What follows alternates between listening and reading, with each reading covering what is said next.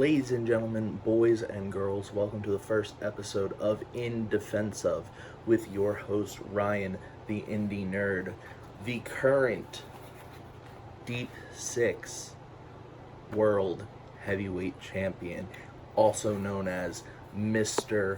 Perfect because of my 9 for 9 picks at WWE Stomping Ground, which gave me that beautiful title.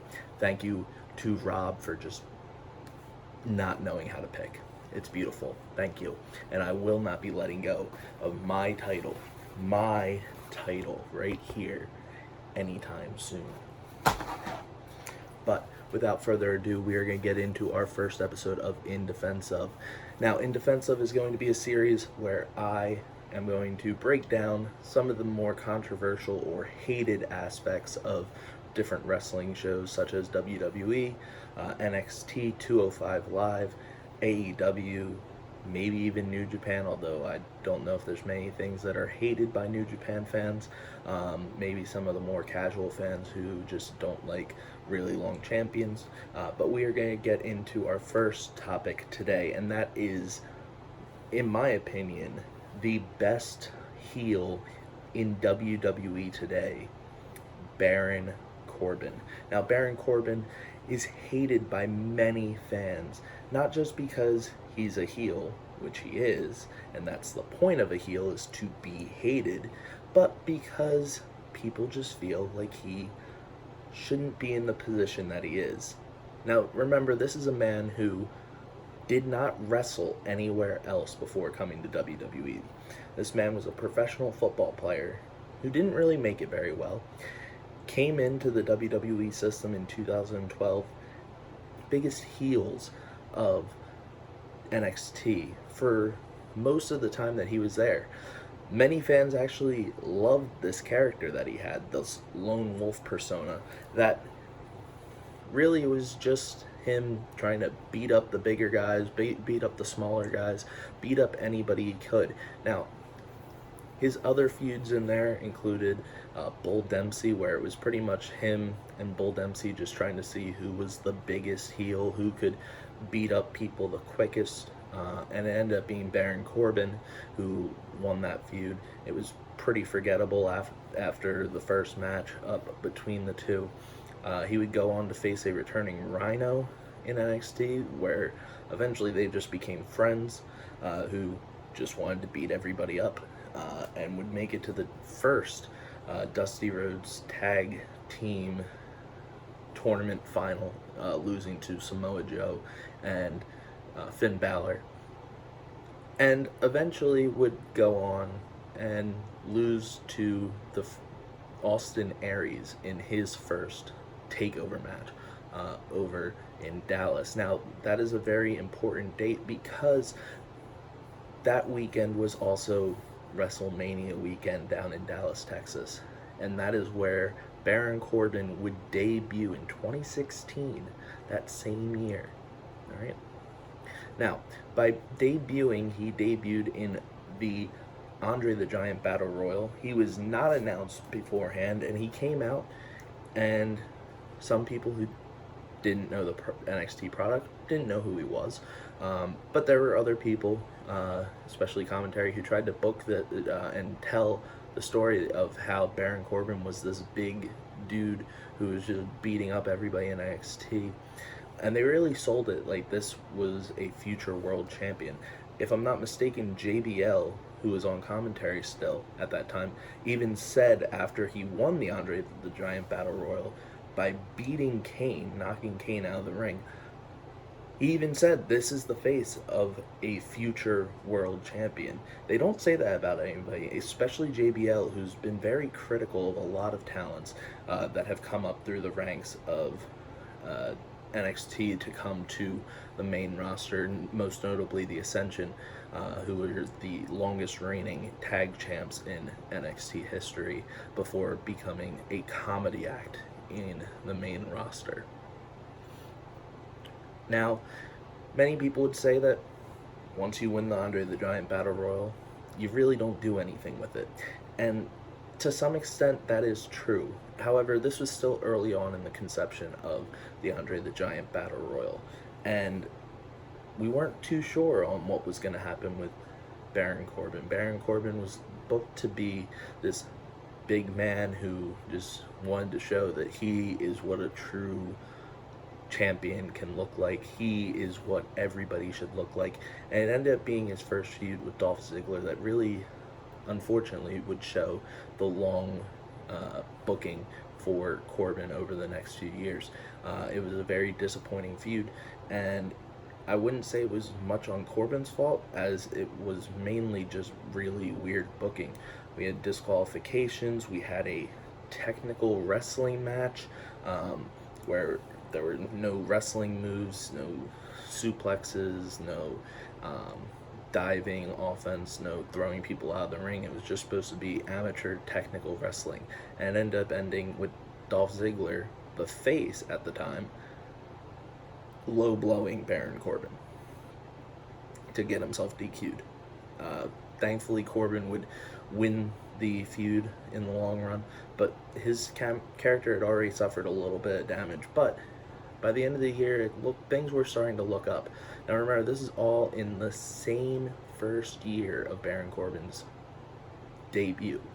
So things were not off to the best start. You had that ultimate high with the Under the Giant Battle Royal as your debut match, and then your first feud is a very lackluster feud with Dolph Ziggler, arguably one of the better workers in the entire company, even still today.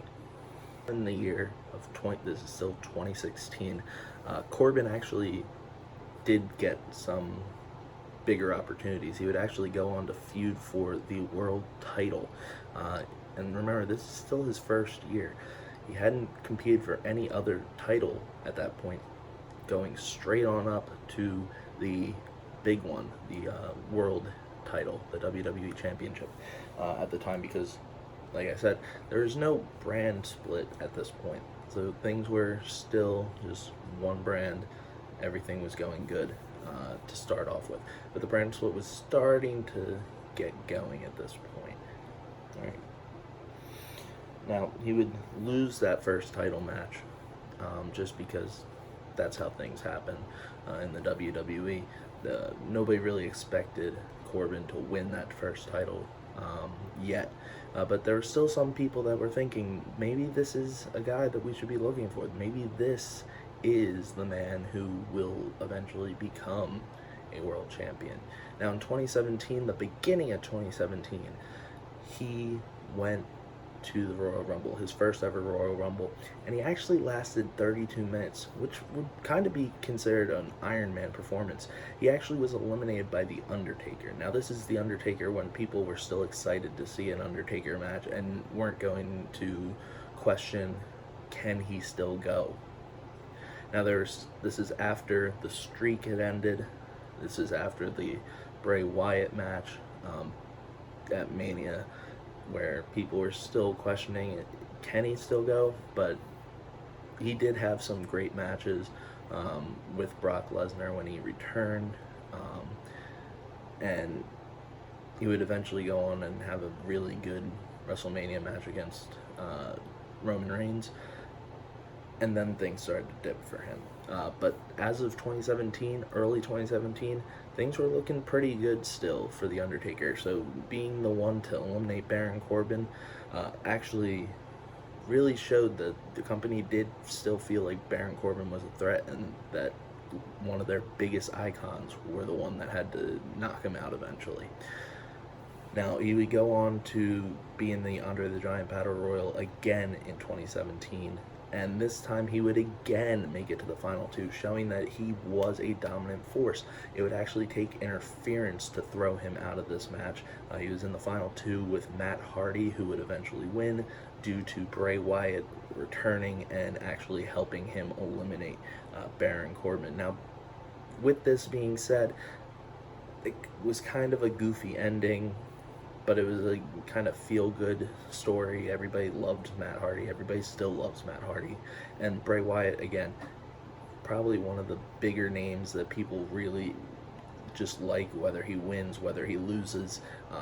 And it's just something that no matter what, was going to happen. You didn't want to see Baron Corbin win a second year, although it would make things very interesting by showing that he just can outlast many people.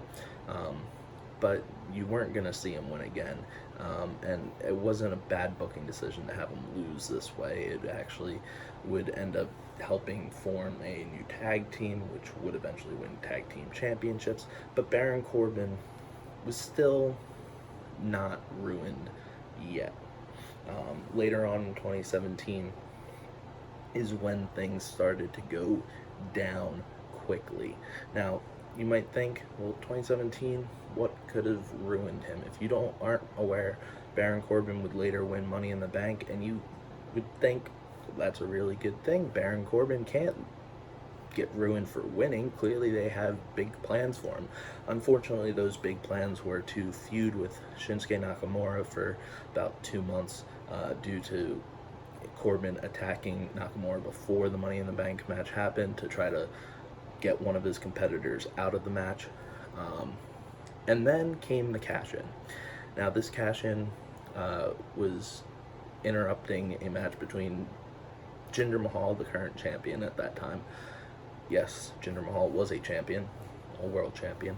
Remember that when he goes into the Hall of Fame due to that achievement. But he was facing John Cena.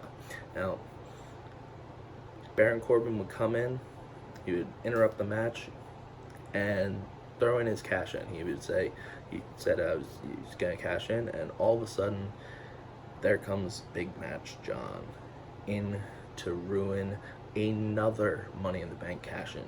First, it was Damien Sandow, where he ruined Damien's chance at a title, which who knows whether that would have saved Sandow's character or not. It was a weird booking decision nonetheless. Cena would also be one to not be able to cash in himself, but then this came. He attacked Corbin and then helped kind of distract Corbin so that Jinder Mahal could roll him up 1, 2, 3. Then that would set up a SummerSlam match. Could Corbin get his revenge against John Cena, the man who cost him his cash-in? No. Big Match John wins. And that's where you start to see the gradual decline of Corbin for a while. He would go on to win the U.S. title, actually beating AJ Styles and Ty Dillinger for it. Now, AJ Styles was the champion. Ty Dillinger was in it because he was currently feuding with Corbin, and Corbin pinned Dillinger to save face for Styles. But it was a very forgettable run with the U.S. title.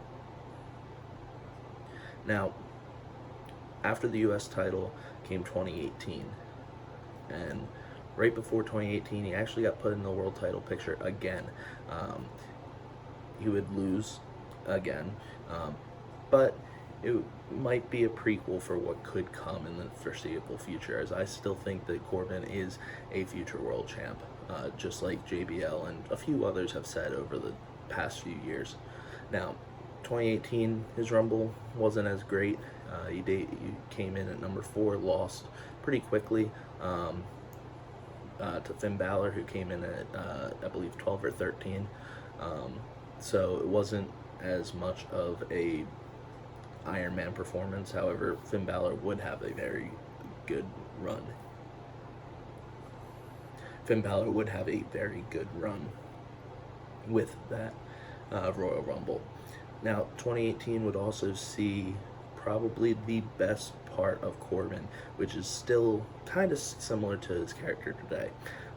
After WrestleMania, he kind of changed up his character, which was much needed. He was no longer the lone wolf, the man with long hair, almost like a biker vest, coming out to some slower hard rock music. Instead, he changed up his gimmick a little bit. He became what was known as Constable Corbin. He was the enforcer for Stephanie McMahon, the Authority, at the time. And with this change, he also changed up his hair. He actually shaved his head bald, so you could actually see this more menacing persona of Corbin. It actually has worked out very well for him. The shaved head, this look of just a badass man. Now, some would say that his wrestling attire change has actually made him look less of a badass, but I think it kind of shows that he's not just your average wrestler. He is more of a brawler. He comes out now in what looks almost like street clothes. He looks like more of a posh individual. He's got a nice vest that you might see somebody at a Chili's or some sort of restaurant wear if they are a host or a waiter. It looks more professional than just this biker jacket look of his from before. Now, with this new role as the enforcer for Stephanie and the Authority, he would actually feud with one of the Authority members, Kurt Angle, who was the general manager at the time. Due to Kurt and Stephanie not getting along, Steph would send him on vacation and make Baron Corbin become the new acting general manager, which for some people was a good thing, mainly the heels and mainly Baron Corbin himself, where he would actually put himself into a title match, get some help for himself. But unfortunately, that title match was against Roman Reigns when Roman Reigns was being pushed to the moon. Now, this push has been considered one of the worst things that the WWE has done in recent years. Many fans hated it, but this was actually a way to try to get the fans to be more on the side of Roman, and I honestly think it did help him in the long run. Unfortunately, for Corbin, it didn't work out as well. He lost, even though Braun Strowman, Bobby Lashley, and Drew McIntyre all tried to help him win. And this would actually go into Corbin's next feud. He would then feud with Braun Strowman, thinking Strowman was the one to have cost him. Strowman would get a title shot against Brock Lesnar in Saudi Arabia due to Roman Reigns' cancer diagnosis and having to relinquish the belt. Corbin would come out and actually cost Braun that title and make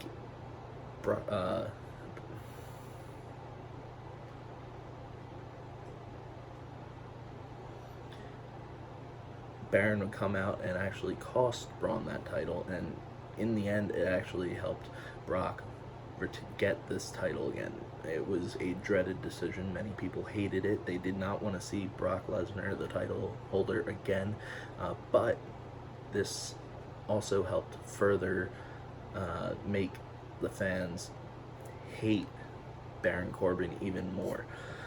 Now, eventually this would lead to another match between Baron Corbin and Braun Strowman, and this would be where Baron would lose his power.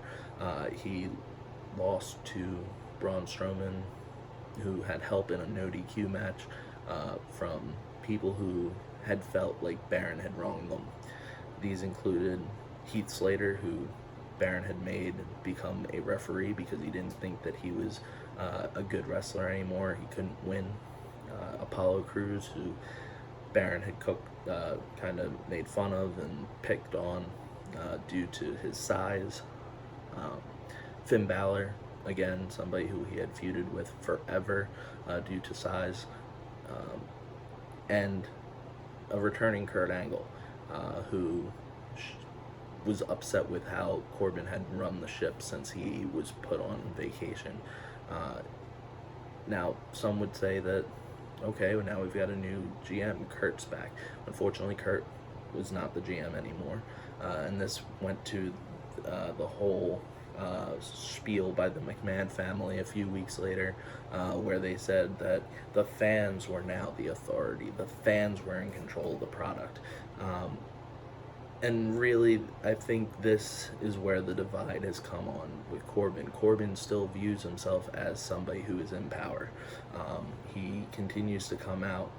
He would eventually go on and be the final feud of Kurt Angle's career. Kurt Angle, who had one of the most illustrious careers in all of wrestling. He was a former gold medalist. He was a world champion a few different times in different promotions such as WWE as well as TNA, or Impact Wrestling as it is now called. And this seemed to a lot of fans, especially the die-hard Angle fans or the die-hard traditionalists, they felt like this was a really dumb matchup. They did not want to see Baron Corbin in this final feud. They had dream booked with Shelton Benjamin, who was part of Team Angle during the early 2000s and the Ruthless Aggression era. There were some that thought it should be John Cena. John Cena, who had his first ever WWE match against Kurt Angle, should be the one to retire Kurt Angle. Other people thought it should be maybe Finn Balor, maybe it should be somebody else, somebody different that the fans wanted.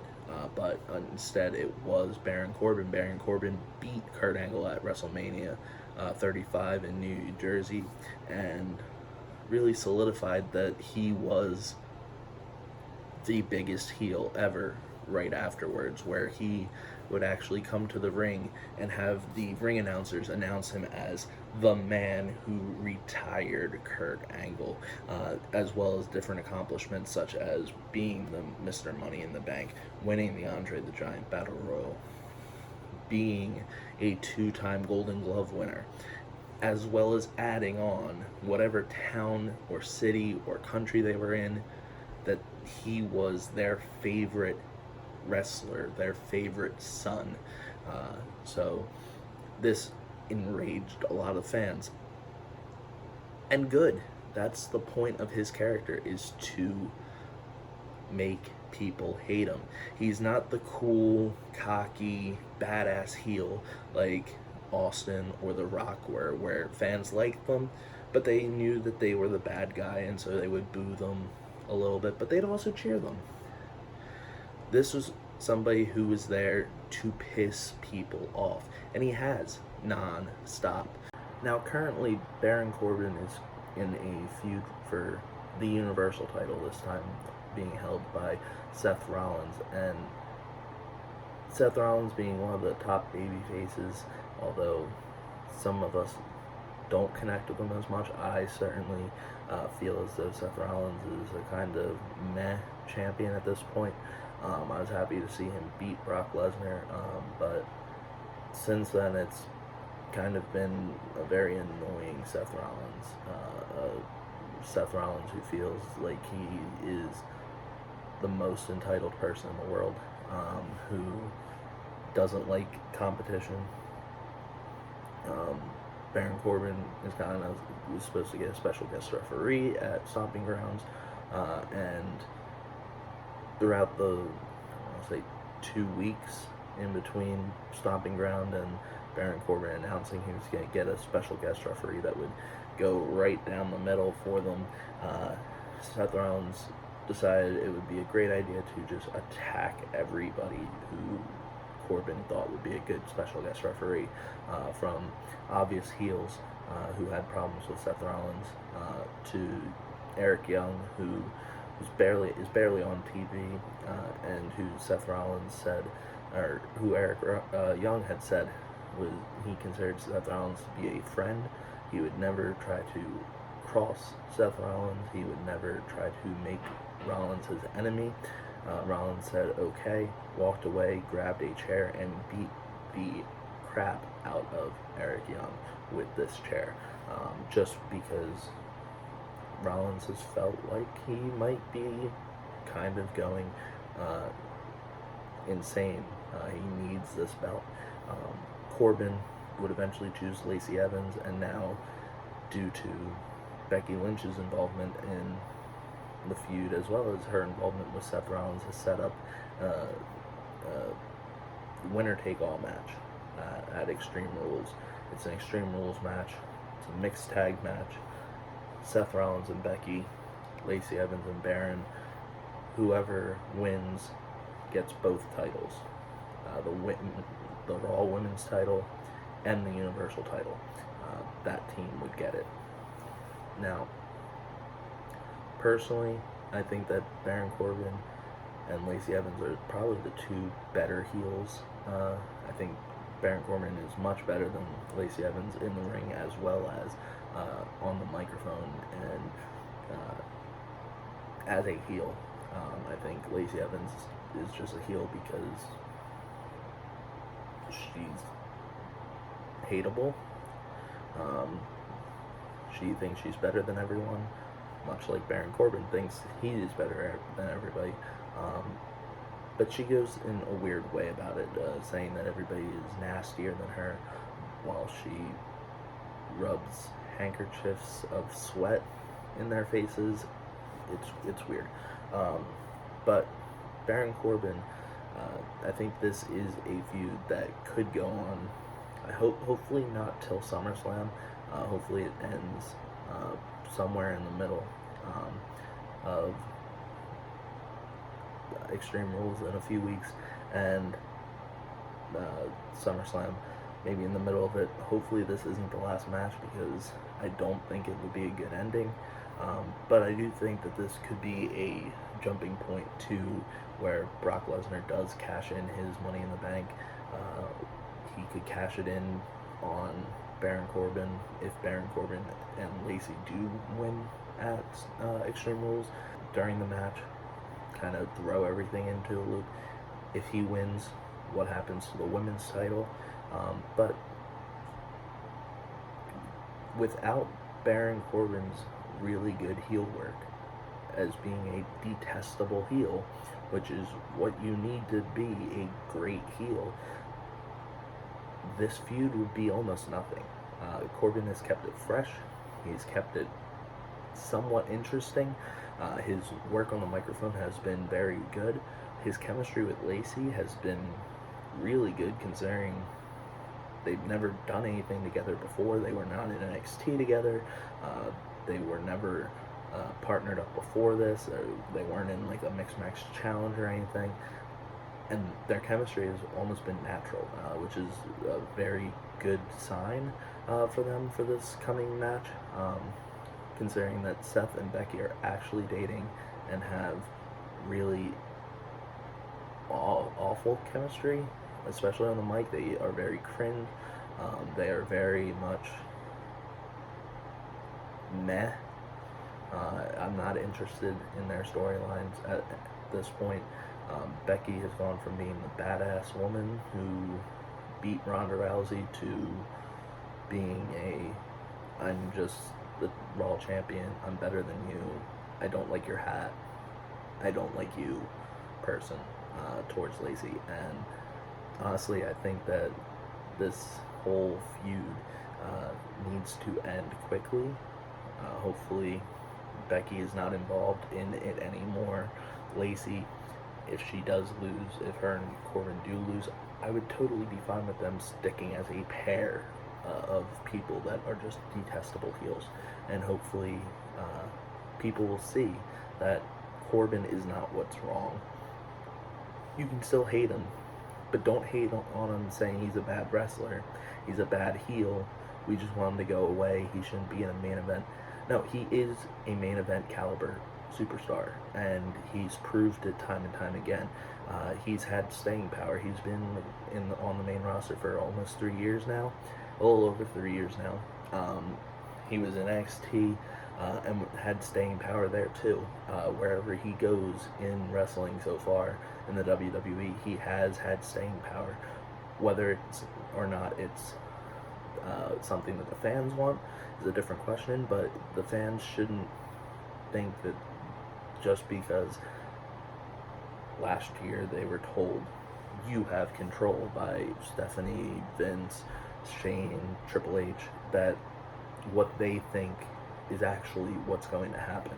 I think Baron Corbin, his rise to prominence has actually helped show that the fans are not going to get what they want all the time, and that's okay. personally for me, I think that this is a great role that Corbin has had, and I think this is a role that Corbin should have for the foreseeable future. I do still think that he is a future world champion, whether it's on SmackDown or Raw, but with this character change that he's had over the last year and a half, hopefully we do get to see more of it. And I would love to see him as a champion and see how detestable he actually can get, because I think this is just the tip of the iceberg, and I think it can get much better for him. I think he can get more heat on him as a champion, whether it is the Universal Champion or the World Champion, the WWE Champion. He needs to get one of them, and I think by the end of the year, hopefully he should. So guys, thank you so much for checking out my show In Defense Of. Hopefully you enjoyed it. Leave comments in our comment section down below, as well as follow us on Facebook, Deep Six Wrestling, and on Twitter at Deep Six Wrestling. And make sure to follow our YouTube page if you already aren't. Make sure you subscribe and get notified for when we post our videos. We try to post one at least every single day for you guys. Thank you, and I'm glad you enjoyed In Defense Of.